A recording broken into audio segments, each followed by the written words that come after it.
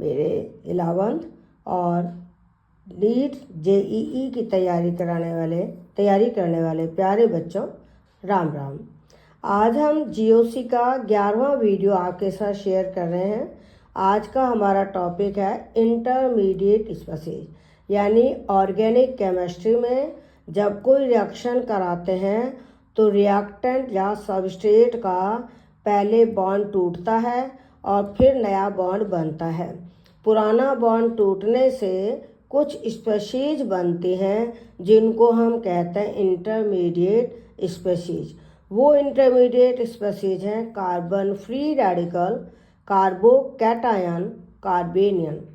Carbon free radicals carbon की trivalent species हैं जिनमें कार्बन पर एक ऑड इलेक्ट्रॉन होता है। ये carbon free radical homolytic cleavage से बनता है, यानी कोई कोवैलेंट बॉन्ड का जब होमोलिटिक क्लीवेज होता है तब उससे ये फ्री रेडिकल बनता है। इसमें एक अनपेयर्ड इलेक्ट्रॉन होने के कारण ये पैरामैग्नेटिक हैं। ये इम्पॉर्टेंट पॉइंट है। ये प्राइमरी भी हो सकते हैं, सेकेंडरी भी हो सकते हैं और टर्शरी भी हो सकते हैं। प्राइमरी का मतलब होता है जिस कार्बन पर ऑड इलेक्ट्रॉन है या अनपेयर्ड इलेक्ट्रॉन है, वो कार्बन या तो खाली हाइड्रोजन से जुड़ा है या एक कार्बन से, उनको हम कहते हैं primary free radical. Secondary free radical में डॉट वाला कार्बन दो कार्बन से जुड़ा होता है, यानी वो सेकेंडरी है। टर्शरी फ्री रेडिकल में डॉट वाला कार्बन तीन कार्बन से जुड़ा होता है, तो वो टर्शरी है। तो कार्बन फ्री रेडिकल तीन तरह के हो गए, प्राइमरी, सेकेंडरी, टर्शरी। इनकी स्टेबिलिटी ऑर्डर अक्सर एग्जाम में पूछी जाती है कि कौन सा कार्बन फ्री रेडिकल ज़्यादा स्टेबल है, तो आप उसमें लिखेंगे tertiary carbon free radical is more stable then secondary, secondary is more stable then primary, primary is more stable then CH3। Carbon free radical की स्टेबिलिटी किन किन फैक्टर्स पर डिपेंड करती है वो हम अगले वीडियो में आपको बताएंगे। कार्बन जो डॉट वाला कार्बन है वो sp3 हाइब्रिडाइज्ड है, ज्योमेट्री टेट्राहेड्रल है। ये हर लाइन में आपका एक एक क्वेश्चन तैयार होता है। कार्बोकैटायन, कार्बोकैटायन मीन्स कार्बन पर पॉजिटिव चार्ज है, कार्बन कैथोड की तरफ जाता है। ये कार्बोकैटायन हेट्रोलिटिक क्लीवेज से बनता है। जब कार्बन क्लोरीन बॉन्ड ब्रेक होता है, shared electron more electronegative atom पर चले जाते हैं, जिससे मोर इलेक्ट्रोनेगेटिव एटम पर नेगेटिव चार्ज आ जाता है और कार्बन पर पॉजिटिव चार्ज। पॉजिटिव चार्ज वाला कार्बन sp2 है, ये ट्राइगोनल प्लेनर है। ये भी तीन तरह के होते हैं, प्राइमरी, सेकेंडरी, टर्शरी। इनमें भी स्टेबिलिटी ऑर्डर है, tertiary is more stable then secondary, secondary is more stable then primary, primary is more stable then CH3। इसमें पॉजिटिव चार्ज वाला कार्बन या तो हाइड्रोजन से जुड़ा होगा या एक कार्बन से, सेकेंडरी में ये दो कार्बन से जुड़ा होगा, टर्शरी में पॉजिटिव चार्ज वाला कार्बन तीन कार्बन से जुड़ा होगा। इसमें टर्शरी कार्बोकैटायन ज़्यादा स्टेबल है सेकेंडरी से, सेकेंडरी ज़्यादा स्टेबल है प्राइमरी से। इसका कारण हम इलेक्ट्रॉनिक इफेक्ट जब पढ़ेंगे तब उसमें बताएंगे, क्योंकि कार्बोकैटायन की स्टेबिलिटी का एक क्वेश्चन पक्का आता है एग्जाम में, डेफिनेटली आएगा एक क्वेश्चन कि 3-4 कार्बोकैटायन दिए जाएंगे, उनमें से लीस्ट स्टेबल कार्बोकैटायन कौन सा है और मोस्ट स्टेबल कार्बोकैटायन कौन सा है, तो वो हम बाद में अगले वीडियो में आपको शेयर करेंगे। अभी हम केवल आपको ये बता रहे हैं कि इंटरमीडिएट कौन कौन सी स्पीशीज बनती हैं।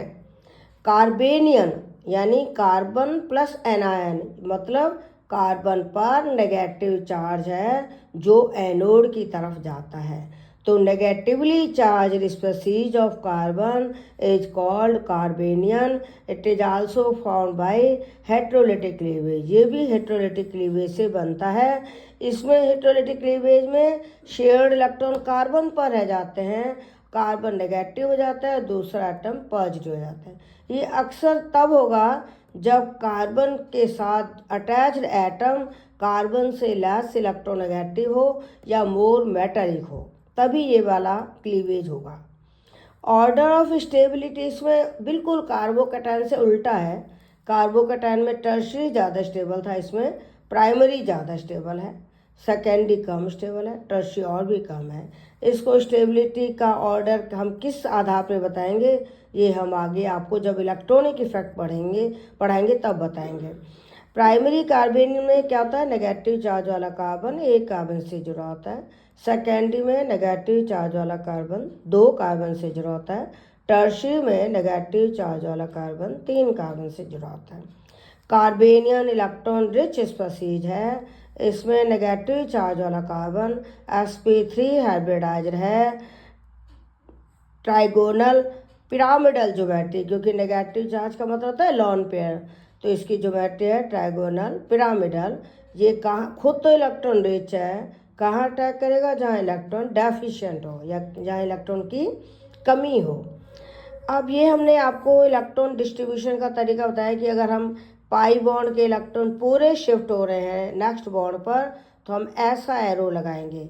ये बता रहा है कि पाई बॉन्ड के इलेक्ट्रॉन कंप्लीटली शिफ्ट हो रहे हैं नेक्स्ट बॉन्ड पर।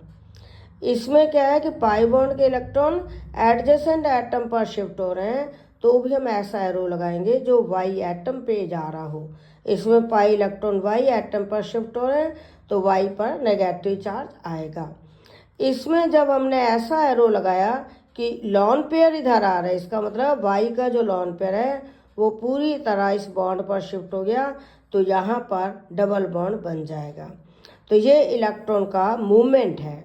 और अगर एक इलेक्ट्रॉन मूव कर रहा है जो कि होमोलिटिक क्लीवेज में था, वो हमने आपको बताया था हाफ हेडेड एरो से। जब एक एक इलेक्ट्रॉन शिफ्ट होता है तो हम हाफ हेडेड एरो ऐसे लगाते हैं।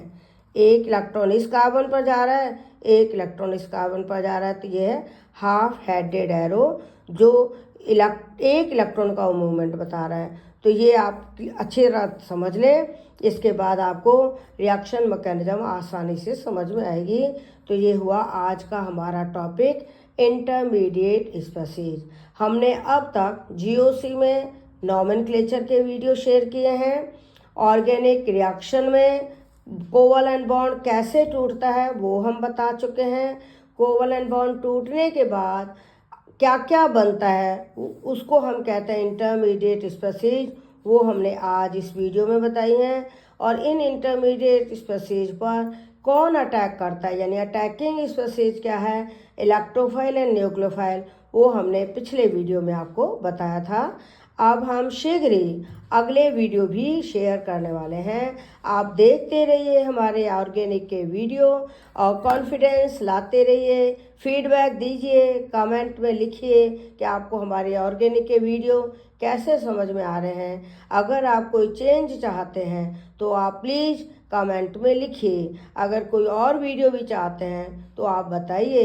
अभी हमारे और वीडियो बहुत सारे आएंगे। आप चैनल को सब्सक्राइब एंड लाइक कीजिए और हमारे वीडियो देखिए। धन्यवाद। All the best.